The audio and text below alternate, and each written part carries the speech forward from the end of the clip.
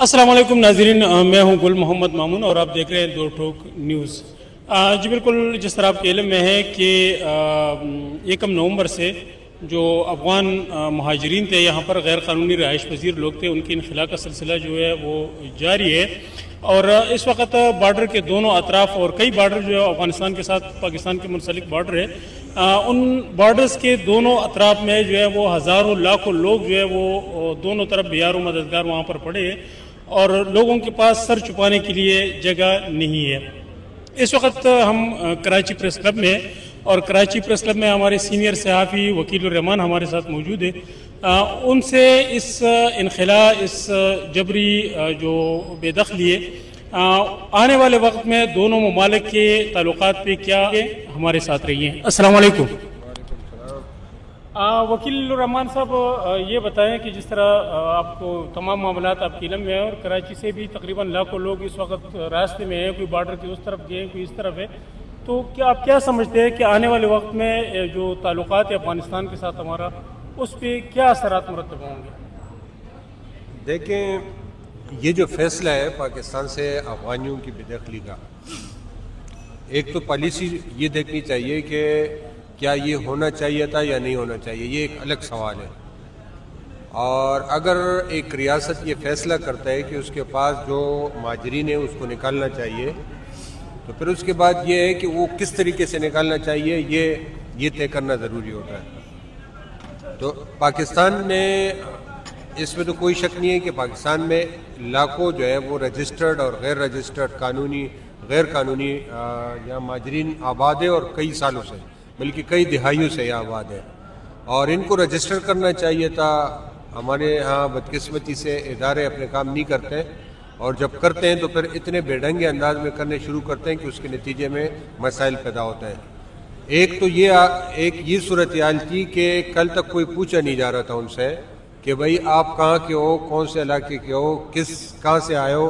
کسی کے پاس کوئی ڈاکومنٹ نہیں تھا کہ یہ افغان مہاجر ہے بھی کہ نہیں ہے، افغانستان سے آیا ہوا ہے یا پاکستان میں رہ رہے ہو، کیوں رہ رہے ہو، کب سے رہ رہے ہو،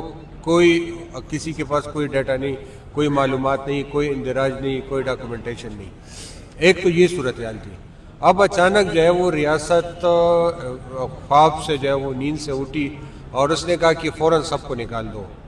اب اس کو نکالنے کا بھی ایک طریقہ ہونا چاہیے تھا، لیکن وہ طریقہ نہیں اپنایا گیا، اور اس وقت صورتحال یہ ہے کہ جو پکڑ دکڑ ہے، تانے والے پولیس کی جو کارکردگی ہے، نہ ہماری پولیس کی نہ اتنی ٹریننگ ہے، نہ ان کے جو کلچر بنا ہوا ہے رشوت کا، وہ ہر جگہ ہر چیز کو ایک دھندے کے طور پہ لیتے ہیں۔ تو اس وقت بھی پولیس نے جو ہے وہ چاہے پاکستانی ہو، پاکستانی پشتونوں کو بھی اٹھانا شروع کر دیا ہے، کہیں پر رجسٹرڈ افغانیوں کو بھی، حالانکہ ان کو 30 دسمبر تک جو ہے ان کو ٹائم دیا گیا ہے، ان کو بھی اٹھا رہے ہیں وہ، پھر کہیں پر پیسے لے کے چھوڑ رہے ہیں تو شام کو دوسرے پولیس والے پکڑ لیتے ہیں۔ اچھا، پھر یہ ہے کہ ان کو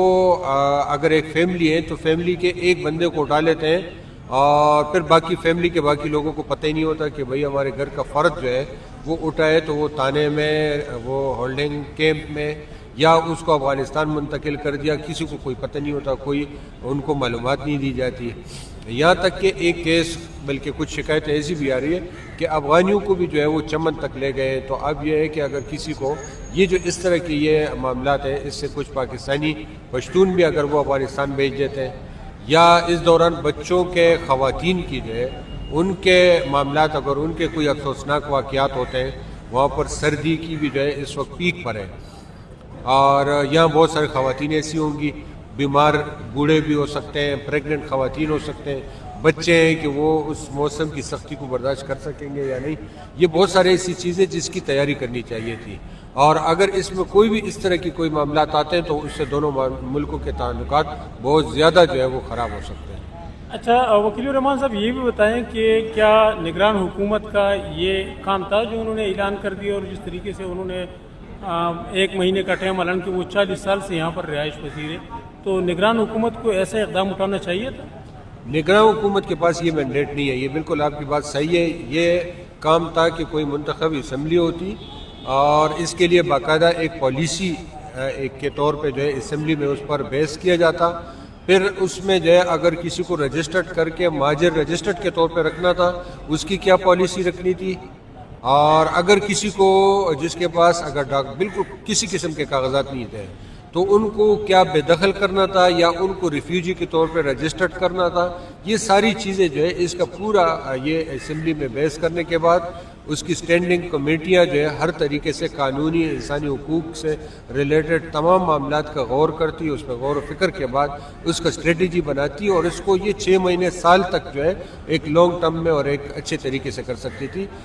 اس کا جو نگراں حکومت ہے اس کا کام صرف ڈے ٹو ڈے جو کام ہوتے ہیں وہ کرنے ہوتے ہیں، الیکشن کروانا ہوتا ہے. وہ اتنا بڑا فیصلہ 40 سال کے جو ہے افغان مہاجرین اور یہ ان کو نکالنا، یہ ساری چیزیں جو ہے یہ ایک نگراں حکومت کے نہ مینڈیٹ ہے، نہ ان کے پاس جو ہے اس حوالے سے کوئی اتنی تیاری ہمیں نظر آ رہی ہے. بہت شکریہ. یہ تھے وکیل الرحمان. اور ناظرین اگر میں آپ کو بتاتا چلوں تو اس وقت تقریباً اکتوبر کے بعد کابل جو کہ خطے کے دیگر جو زمین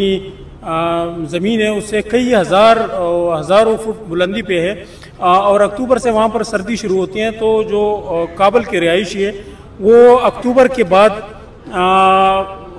جو افغانستان کے دوسری علاقے ہیں، گرم علاقے ہیں، جس طرح